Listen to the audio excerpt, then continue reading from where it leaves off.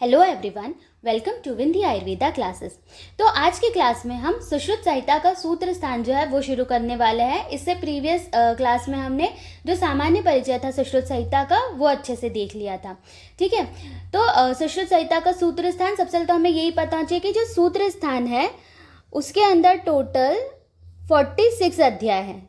ठीक है, सुश्रुत संहिता के सूत्र स्थान में 46 अध्याय है और 2094 सूत्र है ना, ये पूछा जाता है। क्लियर। उसके बाद सबसे पहला अध्याय कौन सा है सूत्र स्थान का, वो है वेदोत्पत्ति अध्याय, जिसे हम पढ़ने वाले। ठीक है, ऐसे यदि पूछा जाए कि चरक संहिता के सूत्र स्थान का पहला चैप्टर कौन सा है, तो वो है दीर्घंजीवती अध्याय। ठीक है, एंड यदि पूछा जाए कि अष्टांग हृदय, ठीक है, अष्टांग हृदय सूत्र स्थान का फर्स्ट चैप्टर कौन सा है, सो दैट इज आयुष्कामी अध्याय। ठीक है, एग्जाम में पूछा जाता है कि फर्स्ट चैप्टर सूत्र स्थान के हमें तीनों के पता होना चाहिए। क्लियर। अब देखिए यहाँ पर सबसे पहला सूत्र क्या है, अथातो वेदोत्पत्ति अध्याय व्याख्या श्यामः। ठीक है, तो अथ शब्द जो है यहाँ पर इंपॉर्टेंट है। अथ शब्द से ये शुरू हो रहा है सूत्र। ठीक है, अथ शब्द जो है ये मंगलाचरण का घोतक है ना, मंगल सूचक शब्द है। तो यदि हम चरक संहिता देखें, अष्टांग संहिता का सूत्र स्थान देखें, दोनों में ही अथ वर्ड से ही शुरुआत हो रही है सूत्र की। ठीक है, अर्थात तो दीर्घम जीवती अध्याय व्याख्या सामा। ठीक है, अर्थात तो आयुष्कामी अध्याय व्याख्या सामा। ठीक है, तो ये हमें पता होना चाहिए। और ये जो पहला सूत्र है ये 8 मांगलिक पद से मिलकर बना हुआ है। ठीक है, 8 मांगलिक पद कौन कौन से ये भी पूछा जाता है, ये भी हम देख लेते हैं। तो देखो, पहला है अथ, ठीक है, देन अतः, ठीक है, फिर ये वेद, उत्पत्ति, देन अध्याय, ठीक है, फिर वी आ और क्या सामह, है ना। ठीक है, तो ये जो 8 हो गए, ये 8 मांगलिक पद से मिलकर बना हुआ है, ये पहला सूत्र है ना, ये भी हमें पता होना चाहिए। उसके बाद देखिए यहाँ पर वेद उत्पत्ति है ना, पहला अध्याय का नाम क्या है हमारा, वेद उत्पत्ति अध्याय। ठीक है, वेद शब्द से क्या लिया गया है, आयुर्वेद लिया गया है। ठीक है, अब देखो कुछ और इम्पॉर्टेंट चीज़ें, जैसे जो चरक जी है, ठीक है, चरक जी ने क्या बोला है, तस्य आयुष पुण्यतमो वेदो, है ना, तो पुण्यतमो वेदो है तो चरक जी ने बोला है। ठीक है, सुश्रुत जी ने शल्य तंत्र के लिए बोला है शाश्वतम पुण्यम। ठीक है, इस तरह से आया है। और एक चीज़ और याद रखनी कि सुश्रुत कल्प स्थान में चिकित्सा के लिए आया है पुण्यतमम। ठीक है, ये 3 पॉइंट भी हमें पता होना चाहिए। अब हम आगे देखते हैं। अब देखिए यहाँ पर लिखा है धन्वंतरी, इसका हम संधि विच्छेद करें तो धनु आएगा। ठीक है, धनु का मतलब शल्य होता है ना, ये भी हमें पता होना चाहिए। फिर यहाँ पर देखिए लिखा है भागवत में विष्णु के अंशांश से धन्वंतरी की उत्पत्ति मानी गई है ना। और विष्णु पुराण में अमृत पूर्ण कलश को लिए हुए धन्वंतरी की उत्पत्ति समुद्र से मानी गई है ना। ये कुछ और पॉइंट्स है जो हमें पता होना चाहिए। अब देखिए नेक्स्ट श्लोक जो है उसमें जो धन्वंतरी जी है उनके शिष्यों के बारे में वर्णन है। हमने ये पढ़ा था कि जो काशीराज दिवोदास धन्वंतरी जी है, इनके 7 मेन शिष्य हमने पढ़े थे। ठीक है, 7 मेन शिष्य कौन कौन से थे, प्रीवियस क्लास में हमने ट्रिक से उसे याद किया था, ओ वे ओ पू कर गोसु, इस तरह से। ठीक है, तो औपधैनव, वैतरण, औरभ्र, ठीक है, पौष्कलावत, करवीर, गोपुरक्षित और सुश्रुत, जिसमें से सुश्रुत जी जो थे वो मेन थे। ठीक है, तो ये जो 7 शिष्य थे ये तो हमने पढ़े थे, है ना, लेकिन यहाँ पर 12 शिष्य भी कहे हैं ना। अब ये 12 शिष्य कैसे हुए, तो यहाँ पर श्लोक में आया है, शेष को प्रभृति शब्द से संबोधित करते हुए उन्होंने 12 शिष्य बताया है यहाँ पर। ठीक है, यहाँ पर लिख लीजिए प्रभृति भेद से। ठीक है, जो शेष ऐसे हो गए 7, तो हमारे मेन शिष्य जो हमने पढ़े थे, 8वें है भोज, 9वें है निमि, 10वें है कांकायन, 11वें गार्ग और 12वें है गालव। ठीक है, तो इस तरह से 12 शिष्य कहे। यदि क्वेश्चन आता है धन्वंतरी जी के कितने शिष्य है, तो हमें प्रायोरिटी तो 7 शिष्य को ही देनी है। ठीक है, लेकिन यदि पूछा जाए प्रभृति भेद से कितने, तो फिर 12 शिष्य हो जाएंगे, 7 ये प्लस 5 ये। ठीक है, भोज, निमि, कंकायन, गार्ग और गालव, इस तरह से। ठीक है, अब नेक्स्ट श्लोक में हम देखते हैं। देखिए यहाँ पर इंपॉर्टेंट है रोग भेद। ठीक है, 3 मेन रोग होते हैं जिनकी हम चिकित्सा कर सकते हैं ना, चिकित्सकीय रोग जो होते हैं, जो चिकित्सा योग्य होते हैं ना, शारीरिक, मानसिक और आगंतुक। ठीक है, यदि बोले अचिकित्सकीय तो वो आ जाएगा स्वाभाविक। चौथा प्रकार जो है स्वाभाविक रोग, वो क्या है? अचिकित्सकीय है। ठीक है, अब देखिए चरक जी ने 2 ही बताया है, कौन कौन से? जरा एंड मृत्यु। ठीक है, जरा और ये जो मृत्यु है ये क्या है? स्वाभाविक रोग है। और जो सुश्रुत जी है उनके अनुसार शुद्ध, पिपासा, जरा, मृत्यु और निद्रा, ये 5 प्रकार के रोग बताए गए हैं। ठीक है, जो कि स्वाभाविक रोग है। तो जरा और मृत्यु ये है चरक जी के अकॉर्डिंग, सुश्रुत जी के अकॉर्डिंग क्षुधा, पिपासा, जरा, मृत्यु और निद्रा, ये जो 5 रोग है ये स्वाभाविक बताए गए हैं। ठीक है, ये हमें पता होना चाहिए। ठीक है, अब हम आगे देखते हैं नेक्स्ट श्लोक। अब ये बहुत इम्पॉर्टेंट है, देखिए क्या बोल रहे हैं वो? ई खलु आयुर्वेद अष्टांग उपांग अथर्वेद से। ठीक है, जो आयुर्वेद है वो अथर्ववेद का उपांग है ना, और इसके 8 भाग है ना, अष्टांग आयुर्वेद जिसे कहा है। फिर देखिए यहाँ पे लिखा है श्लोक शत सहस्त्रम अध्याय सहस्त्रश्च। ठीक है, अब पूर्व काल में ब्रह्मदेव ने, ठीक है, सृष्टि रचना के पूर्व इस आयुर्वेद को 1 लाख श्लोक, ठीक है, यहाँ पे लिखा है ना, क्या लिखा है यहाँ पर? श्लोक शत सहस्त्रम है ना, मतलब शत सहस्त्रम मतलब 1 लाख श्लोक, और अध्याय सहस्त्रश्च है ना, मतलब 1000 अध्याय के रूप में बनाया था, है ना। मतलब ये बोलना चाह रहे जो ब्रह्म संहिता है ना, ब्रह्म संहिता के अंदर 1 लाख श्लोक है और 1000 अध्याय है ना, ये भी हमें पता होना चाहिए। जो ब्रह्मदेव द्वारा है ना, ब्रह्मा जी द्वारा रचित है। स्वयंभू, स्वयंभू मतलब ब्रह्मा जी द्वारा जो रचित थी, है ना। लेकिन क्या बोल रहे हैं कि अल्प आयु और स्वल्प बुद्धि वाले जनों के लिए उन्होंने इस आयुर्वेद को 8 भाग में विभक्त किया था। ठीक है, तो यहाँ से ये ब्रह्म संहिता का क्वेश्चन जो है वो इम्पोर्टेंट है। अब देखिए नेक्स्ट श्लोक बहुत इंपॉर्टेंट है अगेन, बिकॉज यहाँ पर अष्टांग आयुर्वेद के जो 8 अंग है वो बताए गए हैं। ठीक है, तो यहाँ पर तो सबसे पहले हम देख लेते हैं सुश्रुत जी के अनुसार क्या बोला है। शल्यम, शालाक्यम, काय चिकित्सा, भूत विद्या, कौमारभृत्यम, अगर तंत्र, रसायन तंत्र, वाजीकरण तंत्र। मतलब सबसे पहले उन्होंने क्या रखा है? शल्य तंत्र को रखा है। ठीक है, क्योंकि सुश्रुत संहिता क्या शल्य प्रधान ग्रंथ है, सबसे पहले शल्य आ गया है। ठीक है, यहाँ पर हम अष्टांग आयुर्वेद ट्रिक से याद करते हैं क्योंकि एग्जाम में पूछा जाता है अकॉर्डिंग टू चरक जी भी और अष्टांग हृदय अकॉर्डिंग भी। ठीक है, देखो सबसे पहले हम सुश्रुत जी अकॉर्डिंग जो 8 अंग बताया है लाइन से वो याद करते हैं। ठीक है, तो सुश्रुत जी ने सबसे पहले तो शल्य तंत्र बताया, ये तो हमें याद ही रहेगा क्योंकि शल्य प्रधान ग्रंथ है सुश्रुत। ठीक है, फिर भी आप ट्रिक यहाँ पर लिख लीजिए सबको याद रखने की। तो ट्रिक है शशांक, भूको, आरव। ठीक है, कोई लड़का है शशांक, वो क्या बोल रहा है कि भूखा है कौन? आरव। ठीक है, तो यहाँ पर श से तो क्या हो जाएगा? श से शल्य तंत्र हो जाएगा। ठीक है, ये जो शायद से हो जाएगा शालाक्य। देन बताया है क से काय चिकित्सा, है ना, भू से भूत विद्या। ओके, क से हो जाएगा कौमारभृत्य,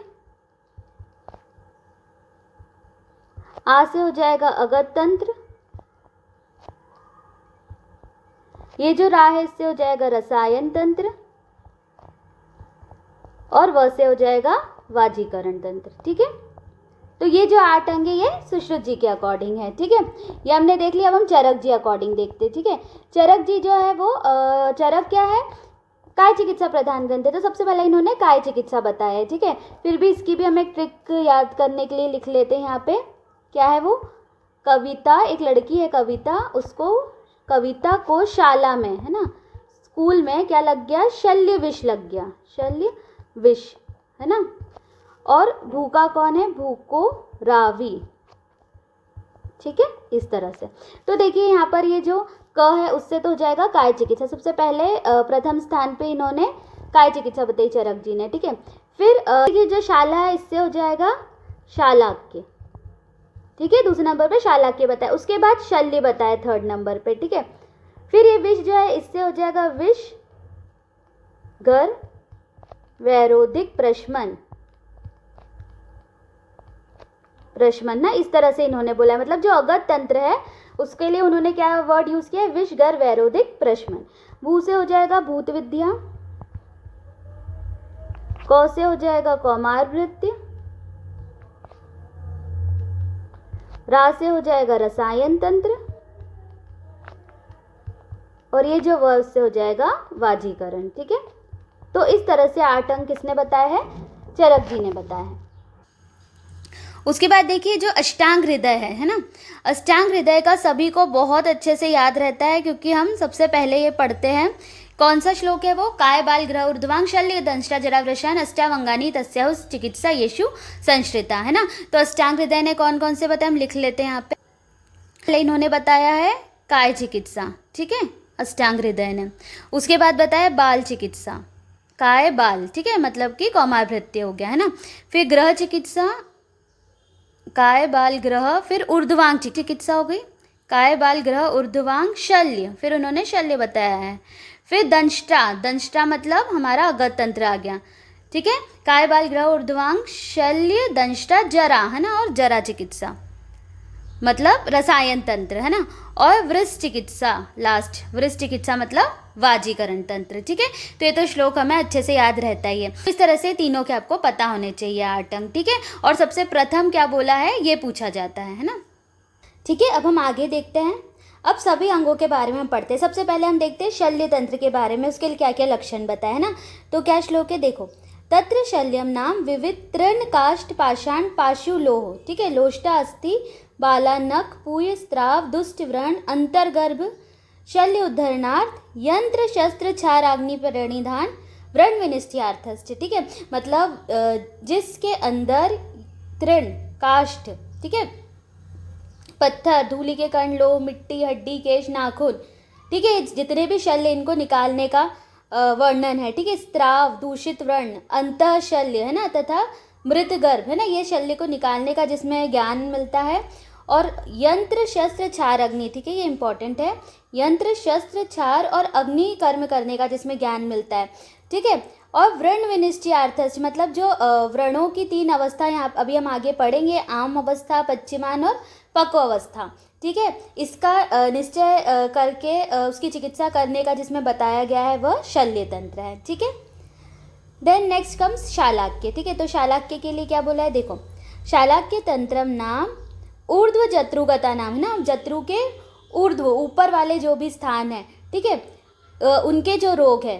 फिर श्रवण नयन वदन घ्राण आदि संश्रिता नाम, ठीक है, जो रोग श्रवण, है ना, मतलब कि हमारे कानों में, नयन नेत्र में, वदन मुख में, ठीक है, घ्राण मतलब नासिका में, है ना, यहाँ पर अधिष्ठित है। यहाँ पर देखो ये 5 हमारे सेंस ऑर्गन्स होते हैं, यहाँ स्पर्श जो है वो नहीं बताया गया है, ठीक है। बाकी 4 जगहों पर जो स्थित जो भी रोग है उनको शांति के उपाय जिसमें बताए जाते हैं, दैट इज शालाक्य तंत्र, ठीक है, ऊर्ध्व जत्रु के रोग। अब नेक्स्ट आता है काय चिकित्सा।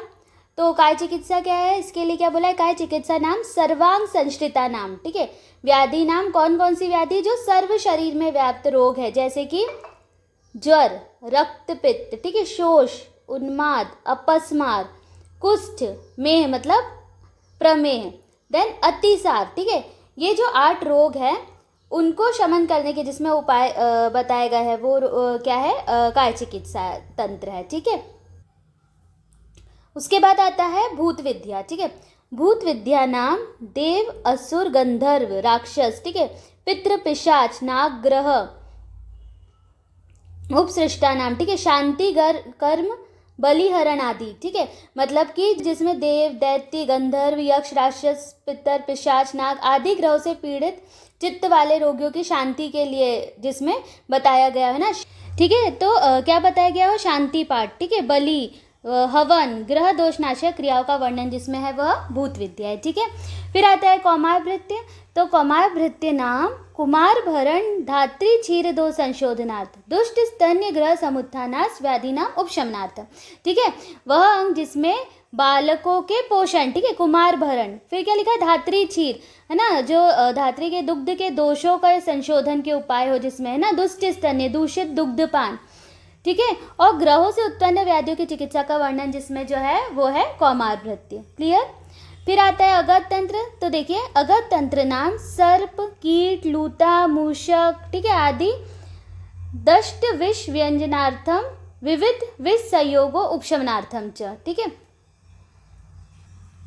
मतलब वह अंग जिसके अंदर सर्प कीट, ठीक है, लूता, चूहा आदि के काटने से उत्पन्न विष लक्षणों को पहचानने के लक्षण तथा अनेक प्रकार के स्वाभाविक, कृत्रिम और संयोगज विषयों के उत्पन्न विकारों के प्रशमन का जहाँ पर वर्णन हो, ठीक है, वो है अगत तंत्र। ठीक है, अब यहाँ पर ये चीज हमें पता होनी चाहिए कि यहाँ पे देखिए लिखा है अष्टांग हृदय तथा संग्रह में दंष्टा चिकित्सा वर्ड आया है अगत तंत्र के लिए, ठीक है, तथा चरक में क्या बोला गया है, विष गर वैरोधिक प्रशमन। अभी हमने जो अष्टांग आयुर्वेद के जो 8 अंग हमने पढ़े थे ना, उसमें हमने पढ़ लिया है। और ये जो जांगुली तंत्र है ये कौटिल्य शास्त्र में बोला गया अगत तंत्र के लिए, ठीक है।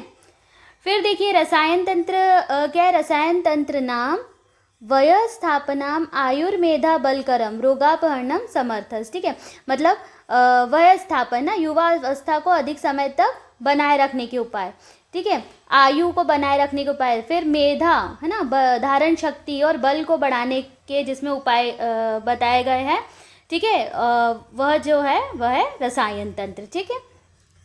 इसके बाद आता है वाजीकरण।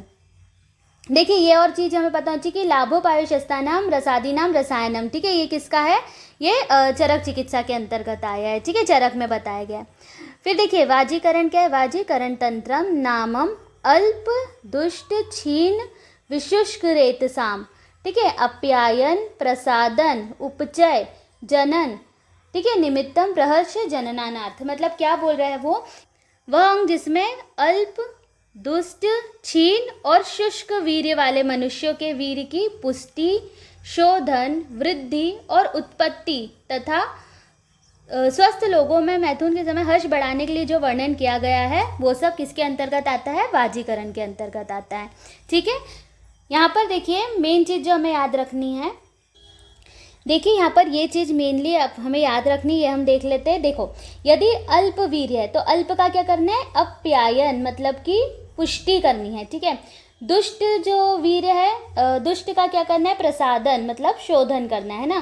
क्षीण है यदि तो उसका करना है उपचय या वृद्धि, और शुष्क है यदि तो उसका करना है जनन या उत्पत्ति, है ना। ये चीज़ हमें याद रखनी है अच्छे से, नहीं है। फिर आगे देखते हैं, ठीक है, नेक्स्ट श्लोक पे आते हैं जो इम्पोर्टेंट है। यहाँ पे देखिए 22 नंबर, ठीक है। अब देखिए यहाँ पर जो आयुर्वेद का प्रयोजन है ना वो बोला गया है, ठीक है। तो देखो सुश्रुत जी ने जो प्रयोजन बताया वो है व्याधि उपसृष्टा नाम व्याधि परिमोक्ष स्वस्थस्य रक्षणम, ठीक है, ये आयुर्वेद का प्रयोजन बताया। तो पहले उन्होंने क्या बोला है कि मनुष्यों के रोगों की, और सेकेंडली उन्होंने बोला है स्वास्थ्य की रक्षा करना, ठीक है, दूसरे नंबर पे बताया। लेकिन हम चरक जी का देखेंगे तो चरक जी ने जो सूत्र स्थान का 30 चैप्टर है, ठीक है, 30वां चैप्टर है, वहाँ पर क्या प्रयोजन बताया है, देखिए यहाँ पे लिखा हुआ है, उन्होंने बताया स्वस्थस्य स्वास्थ्य रक्षणा मातुरस्य विकार प्रशमनम च, है ना, चरक सूत्र 30। वहाँ पर उन्होंने सबसे पहले क्या बताया, स्वास्थ्य की रक्षा करना और फिर विकार को दूर करना, ठीक है, ऐसा बताया। तो दोनों में ही थोड़ा अंतर है, ठीक है, चरक जी और सुश्रुत जी में। फिर देखिए एक चीज़ और यहाँ पर लिखा है तंत्र का उद्देश्य, ठीक है, जो आयुर्वेद तंत्र है उसका उद्देश्य क्या माना है, धातु साम्य क्रिया प्रोक्ता तंत्रास्य प्रयोजनम, ठीक है, ये भी बोला गया है चरक सूत्र 1 में, ठीक है, कि धातुओं को साम्य अवस्था में रखना हमारे तंत्र का प्रयोजन है, ठीक है। अब आगे चलते हैं हम नेक्स्ट श्लोक पे। अब देखिए जो 24 नंबर श्लोक है यहाँ पर प्रमाण आए हैं, ठीक है। तो देखिए जो सुश्रुत जी है, ठीक है, उनके अनुसार कौन कौन से प्रमाण हैं, ऊपर देखिए प्रत्यक्ष, आगम, अनुमान और उपमान, ठीक है। चरक जी ने भी 4 बताया है, प्रत्यक्ष, अनुमान, आप्तोपदेश और चौथा उन्होंने युक्ति प्रमाण माना है, ठीक है। युक्ति प्रमाण किसकी देन है, चरक जी की देन है ना, चरक जी ने बताया है, जबकि सुश्रुत जी ने उपमान प्रमाण माना है, ठीक है।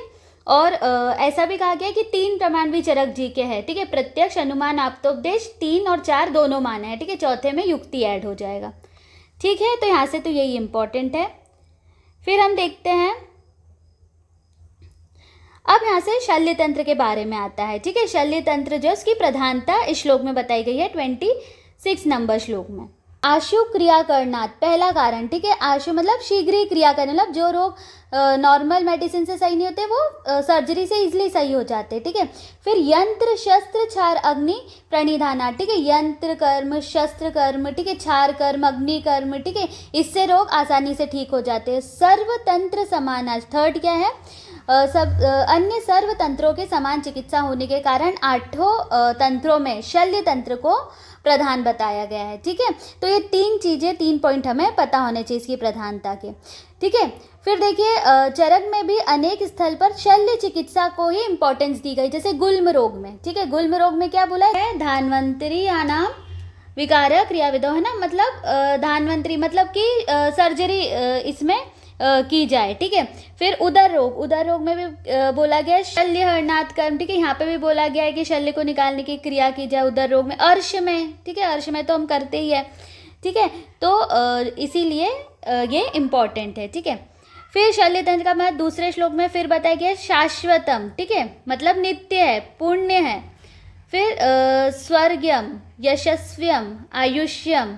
ठीक है, वृत्ति कर है ना, और वृत्ति कर। ठीक है, यह शल्य तंत्र क्या है, तो 6 पॉइंट आपको याद रखना है। क्या है, नित्य, पुण्यदायक, स्वर्गदायक, ठीक है, यश करने वाला, आयु के लिए हितकर और जीविका उपयोगी होता है। ठीक है, ये भी शल्य तंत्र के लिए आया है। ठीक है, ये हमें पता होना चाहिए।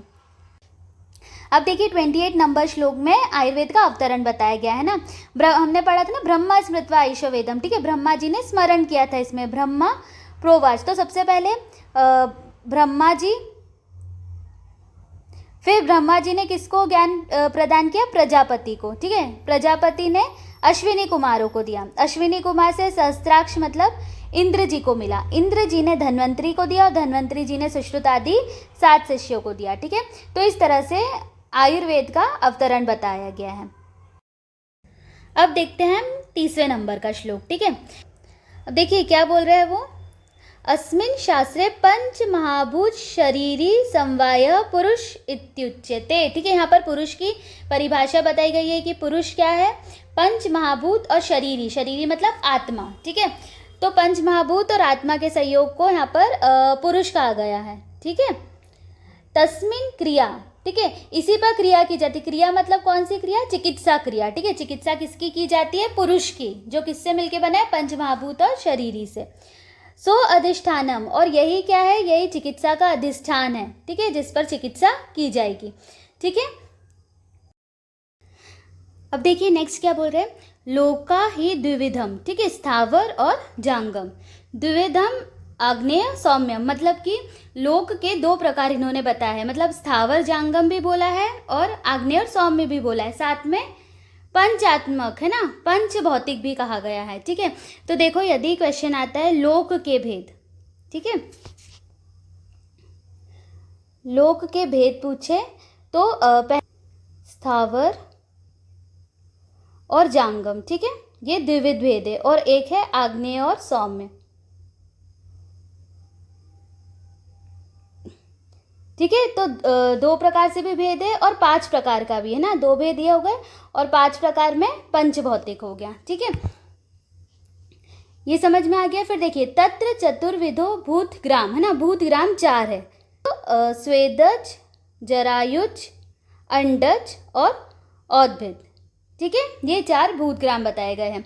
देखिए यहाँ पर लिखा है संपूर्ण प्राणी वर्ग स्वेदज, जरायुज, अंडज और उद्भिद। ठीक है, इस तरह से 4 प्रकार का होता है, जिसे क्या बोला गया है, भूतग्राम बोला है ना, और इसमें पुरुष को प्रधान माना गया है। ठीक है, सो दिस इज क्लियर। अब देखिए चरक जी ने 6 तत्वों के संयोग से पुरुष माना है। ठीक है, ख, आदि और चेतना। ठीक है, ख मतलब हम आकाश के लिए बोलते हैं, तो आकाश आदि महाभूत मतलब कि पंच महाभूत और चेतना धातु, इससे मिलकर बना है पुरुष। ठीक है, ऐसा चरक जी ने भी बोला है। देन 31 नंबर श्लोक देखिए, दुख संयोगा व्याध्य उच्यते, है ना, व्याधि किसे बोलते हैं, दुख जो होता है। ठीक है, जिनके संयोग से पुरुष को दुख हो, ठीक है, उसे व्याधि कहा जाता है। फिर आगे देखते हैं हम। अब देखिए यहाँ पर बोला गया है 4 प्रकार की व्याधियाँ होती है। ठीक है, सुश्रुत जी ने 4 प्रकार से व्याधि बोली, कौन कौन सी, आगंतुज, शारीरिक, मानसिक और स्वाभाविक। हमने पहले भी पढ़ा था कि जो स्वाभाविक भेद से जो सुश्रुत जी है उन्होंने स्वाभाविक रोग 5 बताए थे। ठीक है, जो यहाँ पे लिखा है देखिए, स्वाभाविक रोग भूख, प्यास, है ना, वृद्धावस्था, मृत्यु एंड निद्रा। और चरक जी ने जरा और मृत्यु इस तरह से 2 बताए थे। फिर देखिए आगे हम देखते हैं नेक्स्ट क्वेश्चन। त एते मन शरीर अधिष्ठानम, ठीक है, जो रोग होते हैं ये इनका अधिष्ठान क्या है, तो मन और शरीर दोनों है ना, ये हमें याद रखना है। उसके बाद इन रोगों का निग्रह या प्रतिकार देश, काल, वय, मात्रा आदि रूप से क्या होता है, संशोधन, संशमन, आहार और विहार, ठीक है, मतलब निग्रह हेतु, है ना, इन व्याधि को ठीक करना या चिकित्सा या प्रतिकार क्या है, तो हम संशोधन से ठीक कर सकते हैं, संशमन से ठीक कर सकते हैं, आहार से या विहार से, ठीक है। तो ये निग्रह हेतु 4 बताया है। उसके बाद देखिए क्या बोल रहे हैं यहाँ पर, आहार के बारे में बताया कि प्राणी नाम पुनर्मूलो आहारो बल वर्ण ओजसा, है ना, मतलब प्राणियों का जो मूल है वो आहार है ना, जीवन रक्षा का मूल कारण आहार है। और बल वर्ण ओज, है ना, इसको भी बढ़ाते हैं, इसकी भी रक्षा करता है। स षट सु रसेश है ना, षड रसात्मक होता है आहार, षड रस आश्रयी होता है, ठीक है। रसाहा पुनर्द्रव्याश्रिता, और रस द्रव्यों के आश्रित होते हैं। फिर यहाँ पर देखिए एक इम्पॉर्टेंट चीज है कि स्थावर जांगम, ये औषधियों के भी भेद बताए। हमने क्या पढ़ा था, लोक के भेद है, स्थावर जांगम, ठीक है, ऐसे ही औषधियों के भी यहाँ पर 2 भेद बताए इस श्लोक में, ठीक है। तो आगे चलते हैं हम। नाउ नेक्स्ट कम्स, अब देखिए यहाँ पर जो हमने स्थावर और जांगम ये पढ़ा था, 2 प्रकार की औषधियाँ है ना, 2 भेद है। अब इनके फर्दर डिवीजन है, जैसे कि क्या बोल रहे हैं वो, यहाँ पर स्थावर औषधियों के 4 भेद बताए गए हैं। कौन कौन से हैं, तो ये इंपॉर्टेंट है, वनस्पति, वृक्ष, विरुद्ध और औषधि, ठीक है। अब वनस्पति, वृक्ष, विरुद्ध और औषधि ये बोला है सुश्रुत जी ने। चरक जी ने वृक्ष की जगह वानस्पत्ति बोला है, ठीक है। सुश्रुत जी ने वृक्ष बोला है, जबकि चरक जी ने उसको क्या बोला है, वानस्पत्ति बोला है, ठीक है। ये चीज़ याद रखनी है हमें। अब ये इंपॉर्टेंट है, देखिए यहाँ पर क्या बोल रहे हैं, जिनके पुष्प ना हो किंतु फल आते हैं वो है वनस्पति, ठीक है। जिनके पुष्प फल दोनों हैं वो है वृक्ष, ठीक है, जिनको क्या बोला है, वानस्पत्ति बोला है चरक जी ने। जो फैलने वाली होती है, गुल्म के रूप में होती है ना, वो विरुद्ध है, ये हमें पता ही है। और जो फल के पकने के तक ही जीवित या विद्यमान रहती है उनको औषधि कहते हैं, ठीक है, ठीक है। तो स्थावर औषधियों के 4 भेद, वनस्पति, वृक्ष, विरुद्ध और औषधि, ये हमें पता होना चाहिए, ठीक है। उसके बाद जो जांगम औषधियाँ उनके भेद कौन कौन से, तो देखिए इनके भी 4 भेद है। कौन कौन से, जरायुज, अंडज, स्वेदज और उद्भिद, ठीक है। यही जो है चारों, ये हमने भूतग्राम भी पढ़े थे, है ना, इसके प्रीवियसली हमने पढ़ा था, ठीक है। तो ये जांगम औषधियों के भेद हो गए। अब आगे देखते हैं, देखो इसमें पशु, देखिए 39 नंबर श्लोक में क्या बोल रहे हैं वो, इनमें पशु, मनुष्य, व्याल, ठीक है, मतलब सी आदि जरायुज है ना। अब हमें एग्जाम्पल्स भी पता होना चाहिए ना, एग्जाम में पूछ लिया जाता है कि जरायुज में कौन कौन आता है ना, जो जिनमें प्लेसेंटा होती है। जरायु मतलब क्या होता है, प्लेसेंटा, है ना। तो पशु, मनुष्य, व्याल और ये सब जरायुज है। फिर पक्षी, सर्प, है ना, मत्स्य, मकर, ये आदि अंडज है ना। यूका, लिक्षा आदि कृमि, कीट, चींटी, मकोड़े आदि स्वेदज है ना, स्वेद से जिनकी उत्पत्ति होती है। और इंद्रगोप, मेंढक आदि ये क्या है, उद्भिद के भेद है, ठीक है। तो ये भेद जो है ये हमें पता होना चाहिए, ठीक है। इंद्रगोप जो हम पढ़ते हैं ना वो उद्भिद का भेद है, ठीक है। So this is also important. अब नेक्स्ट आता है, अब देखिए क्या बोल रहे हैं, चतुर्विध वर्ग, ठीक है, स्थावर, जांगम, पार्थिव और कालकृत, है ना, ये चारों क्या है, ये चतुर्विध वर्ग में आते हैं, क्लियर,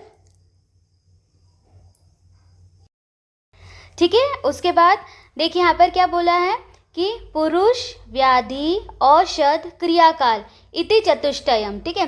तो चतुष्टयम में अयम पुरुष के लिए कहा गया है, और यहाँ पर क्या बोला गया है कि इस प्रकार पुरुष, व्याधि, औषध और क्रियाकाल इन चारों के संक्षिप्त में यहाँ पर व्याख्या कर दी गई है, ठीक है, पता है ना, ये भी हमें याद रखना है, ठीक है।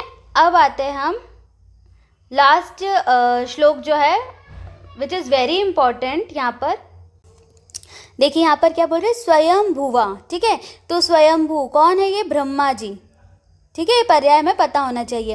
तो स्वयं भुवा प्रोक्तम इदम सनातनम पठेति यह काशीपति प्रकाशितम। काशीपति मतलब कौन? धन्वंतरी जी के लिए आया है ना, काशीपति दिवोदास धन्वंतरी जी। तो क्या बोल रहे हैं वो? ब्रह्मदेव से कहे हुए और काशीपति धन्वंतरी से प्रकाशित इस सनातन, है ना, मतलब नित्य आयुर्वेद शास्त्र को जो पढ़ेगा वह पुण्य कर्मा मनुष्य पृथ्वी में राजाओं द्वारा पूजित होकर मरने पर इंद्र लोक को प्राप्त होगा। पूरे सब पुण्य कर्मा भुवि पूजितो, है ना। शक्र स लोकताम व्रजते। शक्र मतलब, शक्र किसके लिए है? इंद्र भगवान के लिए। मतलब यहाँ पर देखिए कितनी अच्छी लाइन बोली है कि जो हम ये आयुर्वेद शास्त्रों को पढ़ रहे हैं, ठीक है, तो इस लोक में तो ठीक है, जो इंद्र लोक है ना, स्वर्ग है, वहाँ पर भी वो व्यक्ति जो है वो पूजा जाएगा, है ना, जो ये आयुर्वेद शास्त्र को पढ़ रहा है। ठीक है, तो इस तरह से हमने जो सूत्र स्थान है उसका जो फर्स्ट चैप्टर है वेदोत्पत्ति अध्याय सुश्रुत सूत्र स्थान का, वो यहाँ पर कंप्लीट किया। नेक्स्ट क्लास में हम जो इसका सेकेंड चैप्टर है वो देखते हैं। So I hope you like this topic. Do share, like and subscribe. Thank you.